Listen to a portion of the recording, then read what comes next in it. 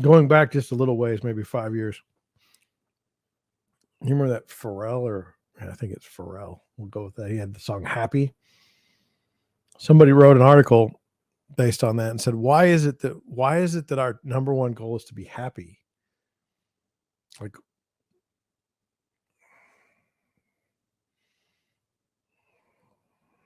it's a little odd.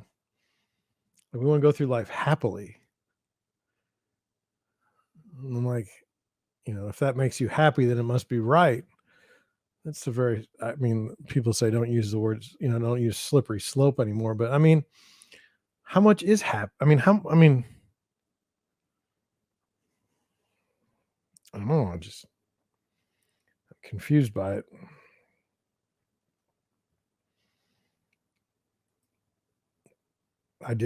We are going to move on.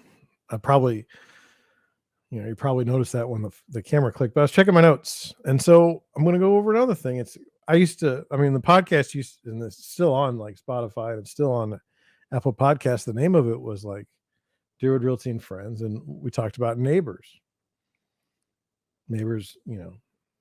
crazy neighbors, happy neighbors, strange neighbors. But I wanted to go over something that happened to me. I mean, even living in the suburbs is just a pure fascinating experience. But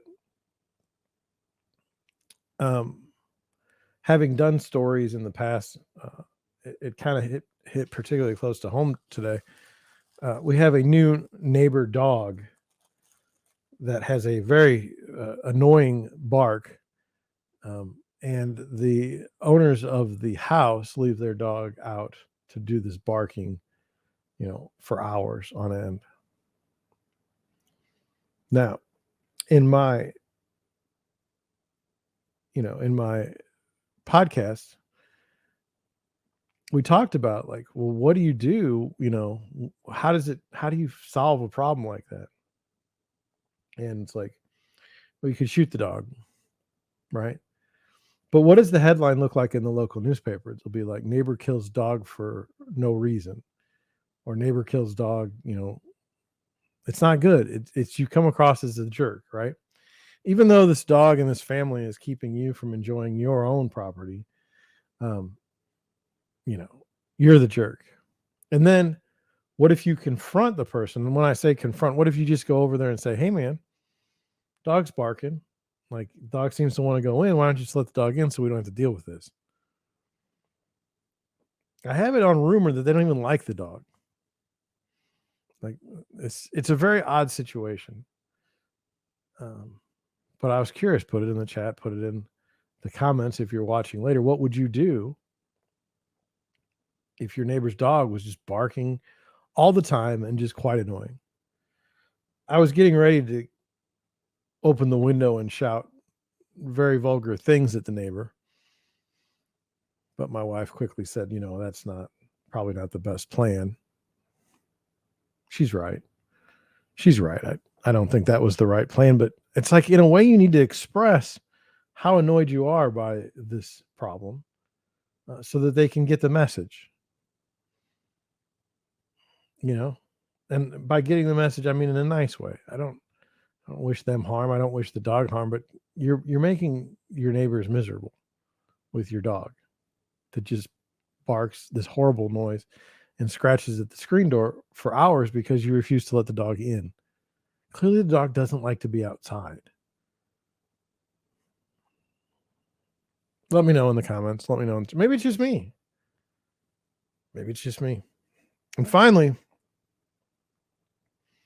has the housing market tanked?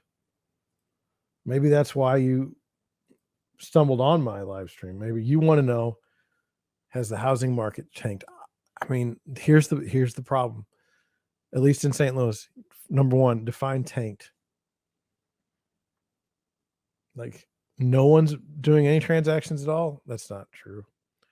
Like last weekend, I know that there was a condo that went up for sale, 12 offers on it. That is not the market tanking, and it wasn't a bad price either. Now, I have seen homes that have stayed on the market, but man, they weren't that great. Houses weren't that great. I mean, if you've got like a house that has very few updates, dirty, doesn't show well. Maybe a bad piece of property. It's on a bad piece of property. Um, and you're asking like 3 times more than your neighbor got 2 years ago for a better house that they had. I mean, you should expect the market to not treat you very well. One of the things that amazes me about sellers is their blind spot. Um, for example, early in my career, I would go on listing appointments and somebody would say, I want X amount, I want X for this house. And they would be like $20,000 too high or more. And I'd say to them, okay, well, do you have time to go look at some other houses in the neighborhood that, you know, and they're like, no, why would I want to do that? That's your job. But I wanted to do it. I wanted them to see just how far off they were on their prognostication. But then you get in this situation where someone has invited you into their home and now you're going to tell them something negative. Like, watch. Hey, Mr. Homeowner, what do you think you want to sell your house for?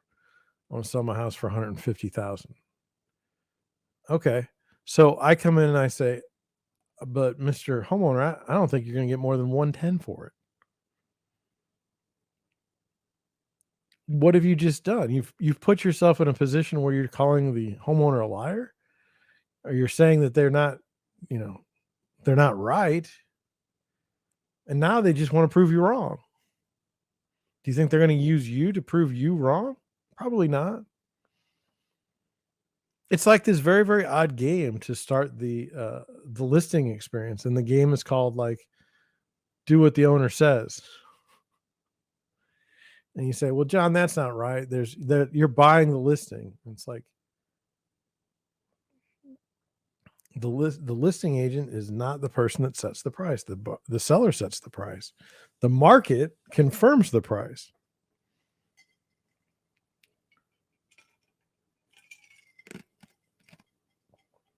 I'm just putting it out there. So, in St. Louis, has the housing market tanked? I don't think it has. Have showings tanked? I think they have. Sorry, I coughed in the microphone. I don't have one of those pause buttons. Anyway, I don't think the housing market has tanked in St. Louis. Has it tanked in other places? I believe it has. Will it continue to get bad and deteriorate in St. Louis? I believe it will, especially as rates continue to go higher. If these rates that go higher cause the loss of employment for some, it will cause an even bigger problem in the housing market. So there's that. But tanked in St. Louis, not yet. Some other places, probably.